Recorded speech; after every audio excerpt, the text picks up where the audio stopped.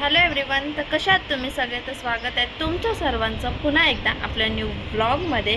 So आज आहे गुरुवार, म्हणजे स्वामींचे आपले 11 गुरुवार चालू आहे, त्यापैकी आहे हा 7वा गुरुवार.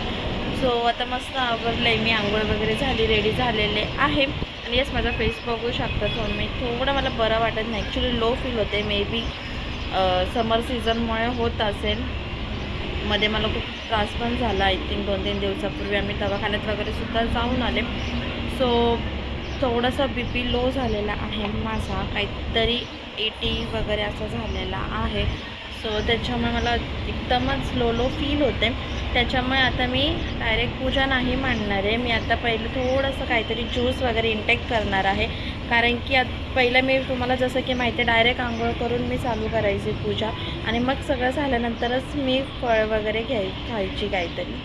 सो यावेळी तसं नाही करणार आहे, मला अजिबात जमतच नाही. उगाच मग ती पूजामध्येच अर्धवट ठेवणार, चक्कर येणार किंवा XYZ. त्याच्यामुळे मी पहिलं आता सगळ्यात पहिलं ज्यूस पिणार आहे. मँगो ज्यूस इथे ठेवलेला आहे, बघू शकता.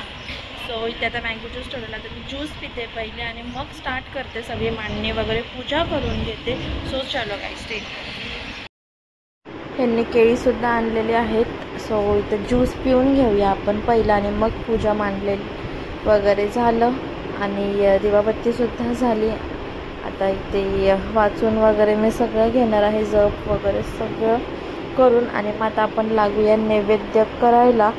सो पूजा झाल्यावरती घरात एक वेगळीच वाईब्स येते, जसं की तुम्हाला माहितीच आहे. त्याच्यानंतर मग मी मटकीची भाजी, वरण, भात आणि चपाती हे करायचं ठरवलं. सो इथे मटकी बघू शकता, छान मोड आलेले, घरातच मोड केलेले आहे. मटकीची भाजी, भात, इथे आता डाळ फोडणीला दिलेली आहे, आणि स्वामींचं सुद्धा करून घेतो. येस गाईस, इथे बघितलं तुम्ही जसं की माझं जेवण झालेलं आहे. आता फक्त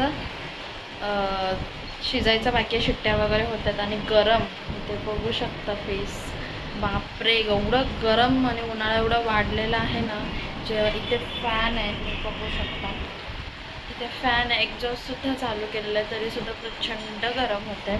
आता इथे सगळं रेडी होईल. आता मी पहिली फ्रेश होते, मग आरती वगैरे करून घेते, आणि मग नैवेद्य दाखवूया आपण, आणि त्यानंतर मग मठात जाऊन मग उपवास सोडूया.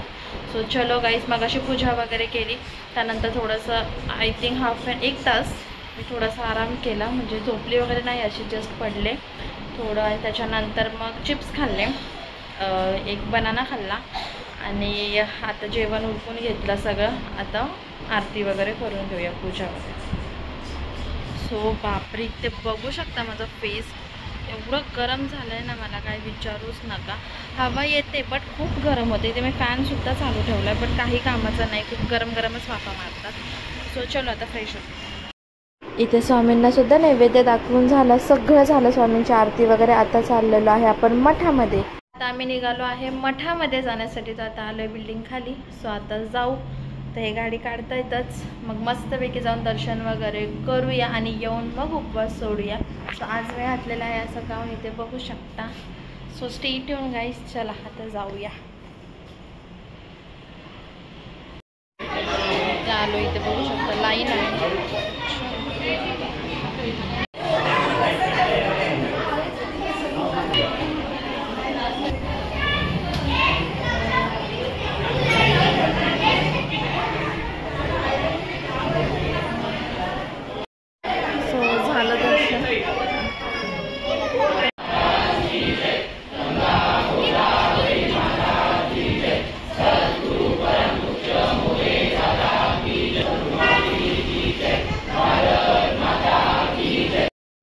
अशा प्रकारे आमचं दर्शन वगैरे झालं, आणि इथे जसं की तुम्ही बघितलं, प्रार्थना वगैरे म्हणजे घेतली, आणि स्वामींच्या आता पुण्यतिथी आहे त्याबद्दलच ते सगळं सांगत होते. सो तेही सगळं झालं, मस्त दर्शन झालं. तर इथे 5 मिनटं बसणार आहे थोडंसं शांत स्वामींसोबत. स्वामी असे सगळ्यांसोबतच असतात. आय डोंट नो माझा आवाज तुमच्यापर्यंत येतो आहे की घरी जाऊनच भेटतो, घरी जाऊन बोलतो. सो आज घातलेला मी हा आउटफिट ते बघू शकता तुम्ही.